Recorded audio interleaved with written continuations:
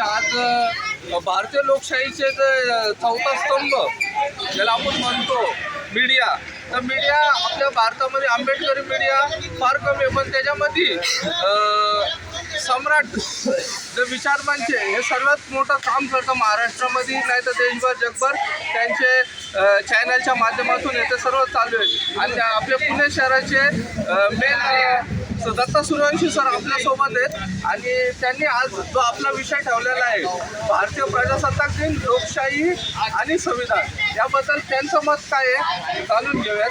Datta sir. जय सर्वांना. खरं तर प्रथम आम्ही या ठिकाणी सर्वांचे या ठिकाणी अभिनंदन करतो. एक अनोखा प्रोग्राम आज आपण घेतोय आणि खरं तर तुम्हाला सर्वांचं या ठिकाणी अभिनंदन करण्यात तुम्ही सर्वजण प्राप्त आहात. विशेष म्हणजे 77वा प्रजासत्ताक दिन आज आपण या ठिकाणी साजरा करत आहोत.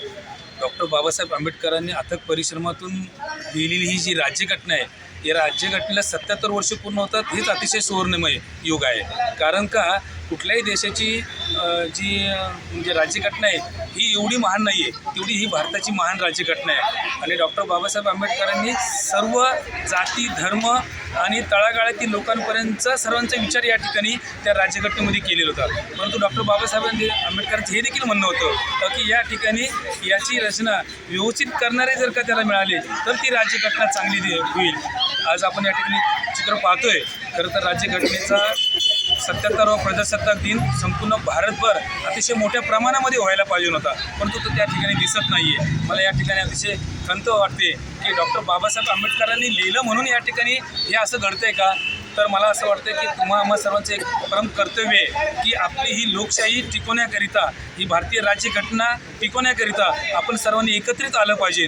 नुसतं तोंडाने बोलून चालणार नाही आहे, तर आपल्याला कृतीशील वागावं लागणार आहे. कारण डॉक्टर बाबासाहेब आंबेडकरांनी सगळेजण सांगताना, भाषण करताना सर्वजण म्हणतात की एवढे दिवस लागले तेवढे दिवस, परंतु ती टिकवण्याचं काम कोणाचं आहे? ते टिकवण्याचं काम आम्हा सर्वांचं आहे. बुद्धिस्ट मला वाटतं मुलांचं या ठिकाणी मला अभिनंदन करावं असं वाटतं की आपण या ठिकाणी एक चांगला उपक्रम हाती घेतलेला आहे आणि आज आपण या ठिकाणी तुम्ही दाखवले. खरं तर संपूर्ण शाळेमध्ये सुद्धा हे दाखवायला पाहिजे आणि सगळे विद्यार्थ्यांनी या ठिकाणी बोलवायला पाहिजे.